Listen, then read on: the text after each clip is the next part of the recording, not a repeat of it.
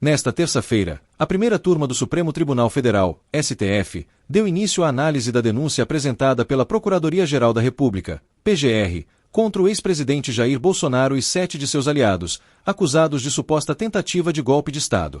No entanto, o que dominou os holofotes não foi o teor jurídico do processo, mas a presença impactante do próprio Bolsonaro no plenário, sentado na primeira fileira, em um claro ato de confronto ao sistema. Enquanto os ministros do STF conduziam o julgamento, Bolsonaro, sem qualquer hesitação, posicionou-se diante de seus acusadores, transmitindo uma mensagem contundente: não recuará diante do que seus apoiadores classificam como uma perseguição política judicializada. Sua postura firme reverberou como um desafio aberto ao tribunal, reforçando a narrativa de que o processo já teria um veredito pré-determinado. A cena expôs, mais uma vez, as profundas fissuras entre o judiciário e setores conservadores, que enxergam no caso um claro uso político da justiça. O renomado jornalista Augusto Nunes, conhecido por suas críticas ácidas ao chamado Lawfare, não poupou palavras em sua análise, denunciando a parcialidade do STF e a encenação de um julgamento que, segundo ele, já nasceu viciado. Assista a análise exclusiva de Augusto Nunes, que destrincha como Bolsonaro desmascara o teatro armado pelo STF e revela os bastidores de uma disputa que vai muito além do jurídico. É uma batalha pelo futuro da democracia no Brasil. Não deixe de se engajar, curta, inscreva-se no canal e ative as notificações para acompanhar as atualizações. Sua participação é crucial para ampliar o alcance dessas informações e fortalecer o debate público.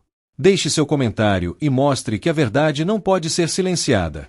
A primeira turma do Supremo Tribunal Federal iniciou nesta terça-feira a análise da denúncia da Procuradoria-Geral da República contra Jair Bolsonaro e 7 aliados do ex-presidente por suposta tentativa de golpe de Estado. Bolsonaro acompanhou a sessão presencialmente. Sentado na primeira fileira do plenário, ele ironizou a situação com uma alusão ao futebol. Na Rede X, o ex-presidente declarou, abre aspas, Brasil e Argentina em campo hoje às 21h no Monumental de Núñez. Vamos torcer para os nossos garotos voltarem com a vitória. Já no meu caso, o juiz apita contra antes mesmo do jogo começar e ainda é o VAR, o bandeirinha, o técnico e o artilheiro do time adversário. Tudo numa só pessoa, fecho aspas para Jair Bolsonaro. Horas antes do início do julgamento, Bolsonaro enviou uma mensagem a aliados. No texto, o ex-presidente se defende das acusações de ter tramado um golpe de Estado e afirma ser vítima de perseguição político-judicial. Bolsonaro diz ainda confiar na justiça. No comunicado via WhatsApp, Bolsonaro chamou o processo contra ele de aberração jamais vista. Abre aspas. Investigações demoram 6 anos, sem prazo de previsão de término. Pessoas são presas e coagidas a fazer delação premiada para salvar suas famílias. As defesas são cerceadas, as investigações correm em segredo de justiça e realizadas prisões arbitrárias, fecha aspas. O relator do caso, o ministro Alexandre de Moraes, foi o primeiro a falar. O magistrado leu um trecho da denúncia da PGR. A natureza estável e permanente da organização criminosa é evidente em sua ação progressiva e coordenada que se iniciou em julho de 2021 e se estendeu até janeiro de 2023. As práticas da organização caracterizaram-se por uma série de atos dolosos ordenados à abolição do Estado Democrático de Direito e à deposição do governo legitimamente eleito. Apesar de a ida de um procurador-geral da República a um julgamento no Supremo ser incomum, Paulo Gonet esteve na tribuna da corte. E durante a fala, o chefe da PGR mencionou fatos supostamente praticados pelos denunciados no que chamou de teatro do golpe. A denúncia retrata acontecimentos protagonizados pelo agora ex-presidente da República, Jair Bolsonaro, que formou, com outros civis e militares, organização criminosa que tinha por objetivo gerar ações que garantissem a sua continuidade no poder, independentemente do resultado das eleições de 2022. A organização criminosa documentou seu projeto e, durante as investigações, foram encontrados manuscritos, arquivos digitais, planilhas e trocas de mensagens, reveladores da marcha da ruptura da ordem democrática, objeto dos esforços da organização. No relatório, o ministro Alexandre de Moraes afirmou que a suposta organização criminosa, que teria sido liderada por Jair Bolsonaro, colocou os 3 poderes em risco iminente. As instituições democráticas foram vulneradas em pronunciamentos públicos agressivos e ataques virtuais, proporcionados pela utilização indevida da estrutura de inteligência do Estado. O ímpeto de violência da população contra o Poder Judiciário foi exacerbado pela manipulação de notícias eleitorais baseadas em dados falsos. Ações de monitoramento contra autoridades públicas colocaram em risco iminente o pleno exercício dos poderes constitucionais. Os alvos escolhidos pela organização criminosa somente não foram violentamente neutralizados devido à falta de apoio do alto comando do Exército ao decreto golpista, que previa expressamente medidas de interferência nos poderes constitucionais. Augusto Nunes, muito boa noite, seja bem-vindo. 6 ministros estão fora, não vão poder se manifestar nesse caso. Augusto, eu queria trazer o advogado Celso Vilardi, do ex-presidente Jair Bolsonaro.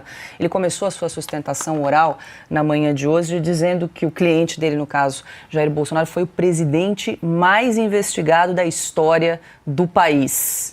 Você tem um livro, 11 presidentes e eu. Dá mesmo para fazer essa afirmação, Augusto? Boa noite. Dá, sem dúvida. Boa noite, Paula, nossa chefe, meu amigo Piotto, Ana, minha parceira querida, Silvio, meu irmão, boa noite a você que nos acompanha.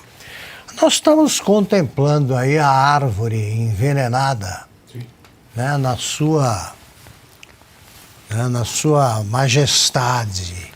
Aí agora esse ano, com esse começo de julgamento.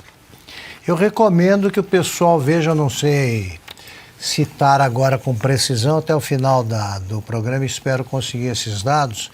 Basta ver, acho que está na Netflix, que é um documentário sobre a era do Saddam Hussein, né, no Iraque.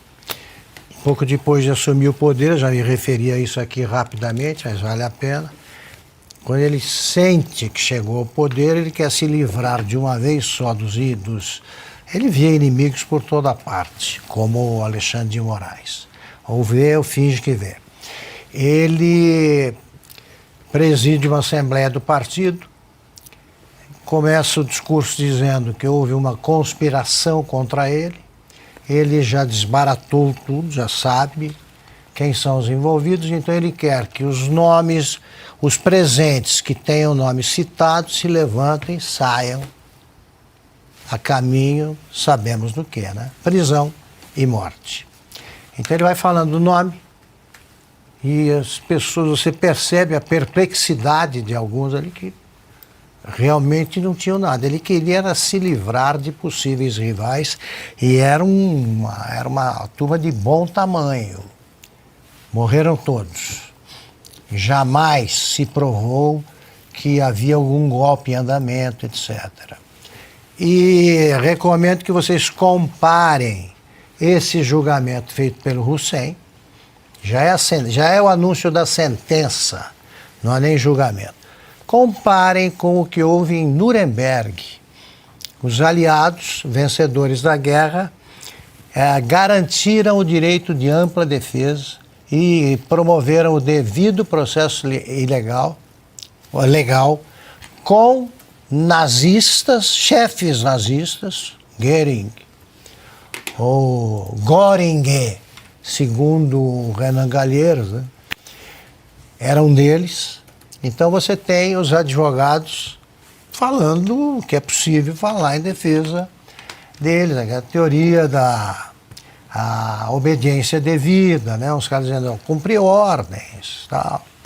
E aquele problema criado por uma das normas intocáveis do direito, né? A lei só retroage em benefício do réu e a lei nova só pode beneficiar o réu, no caso Não havia, naquela época não havia os chamados crimes contra a humanidade. Mas o que os nazistas fizeram foi uma coisa tão pavorosa, né?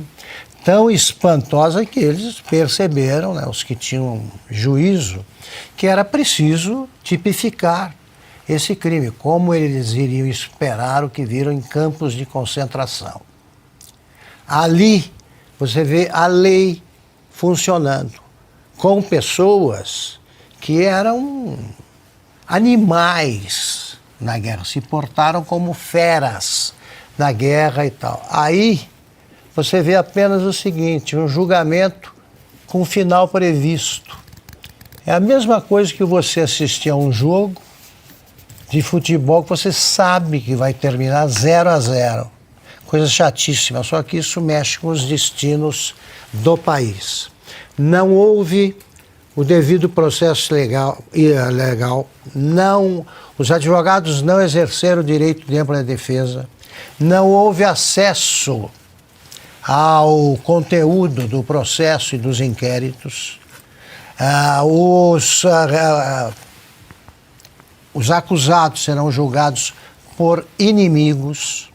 Uma delação premiada é a base de tudo, que é uma delação obtida sob tortura do Coronel Cid. E você sabe o que vai acontecer porque são inimigos declarados dos acusados, discutindo se eles devem ser réus ou não. Eles já acham culpados. Não vai haver um julgamento. Isso é uma farsa, por isso foi boa a presença do Bolsonaro. É uma farsa, começando pela constatação de que nenhum deles devia estar lá. Não é o lugar para julgar isso aí, não é o Supremo, como tem repetido o ministro Marco Aurélio, não é o Supremo que julga essas coisas. Começa por aí. E a voz, o tom de voz, o ritmo da leitura, e a expressão, o rosto fala, né, na televisão, e a expressão do Alexandre de Moraes mostra que isso aí está muito mais para Saddam Hussein que para Nuremberg. E também, Piotr, avalia que a presença